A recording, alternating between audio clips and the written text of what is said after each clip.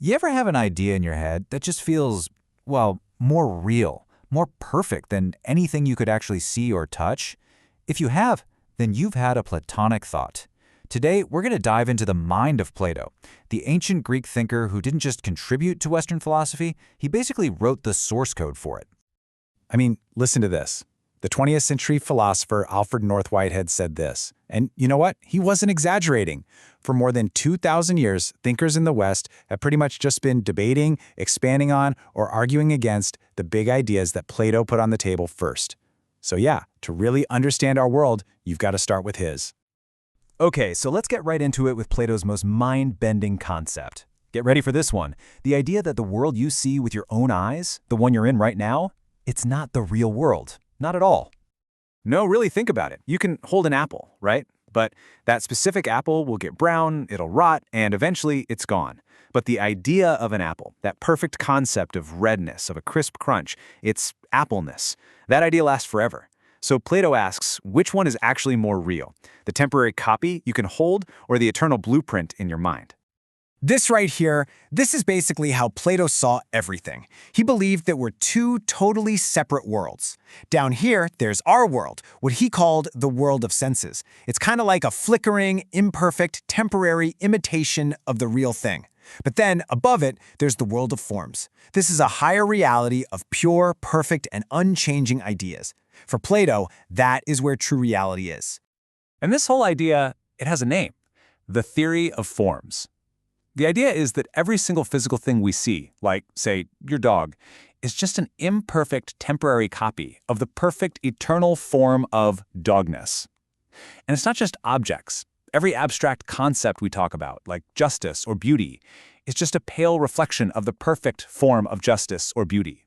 For Plato, the whole point of philosophy was to make that journey with your mind, away from the world of copies, and up to the world of perfect forms. So, how did Plato explain this incredible journey from one reality to another?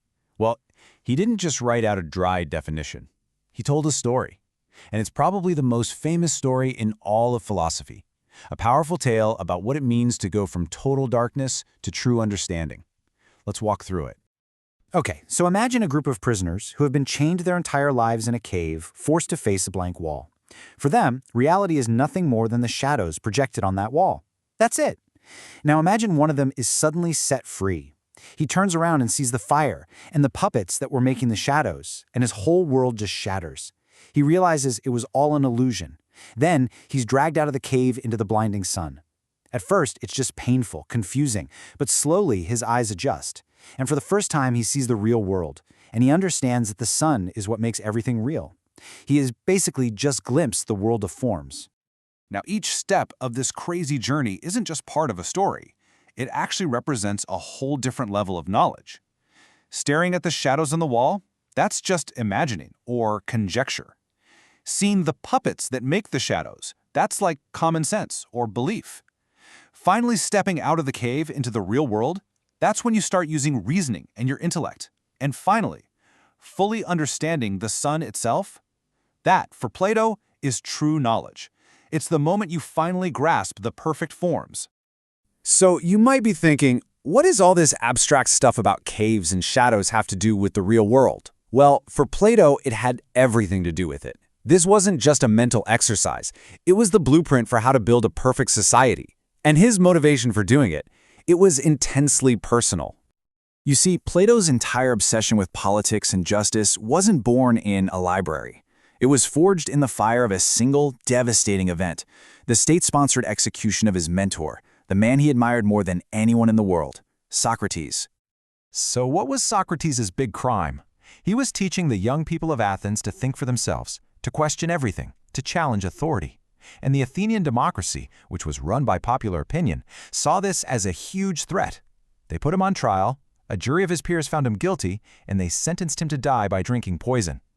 For Plato, watching this happen was absolute proof that a society ruled by an uninformed mob wasn't just flawed, it was downright dangerous. I mean, listen to that quote. It's pretty shocking, right? But it perfectly captures how disillusioned Plato was. He watched a democratic vote lead directly to the murder of the wisest man he knew, and he came to a terrifying conclusion.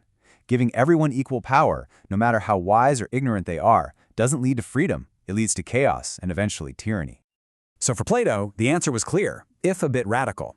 A society shouldn't be run by whoever is the most popular. It has to be run by reason. A truly just state must be guided by the absolute wisest minds, by people who have, metaphorically, left the cave and seen the sun, so that the whole society can be a reflection of the perfect form of justice. And this is the blueprint he came up with. He divided society into 3 essential classes, each with its own special job. At the top you have the rulers, the philosopher kings. They're governed by reason, and their virtue is wisdom. Then you have the soldiers, or guardians, who are driven by emotion and spirit, and their virtue is courage. And finally, you have the producers, the workers, the artisans, who are driven by their appetites and desires and must practice temperance. So you have to understand, when Plato talks about justice, he doesn't really mean what we think of today, like courts and laws. For him, justice is harmony. It's when every single part of society is doing exactly what it's naturally best at, all guided by a deep sense of duty. It's a society that works together like a perfectly tuned instrument, conducted by the people who have true knowledge. All right, so here we are, 2,400 years later. What's the takeaway from all this? Well, Plato's real legacy isn't a neat set of answers. It's a set of really powerful, really uncomfortable questions that we are still wrestling with today. He's the one who first planted that seed of doubt, the idea that maybe our own senses can't be trusted.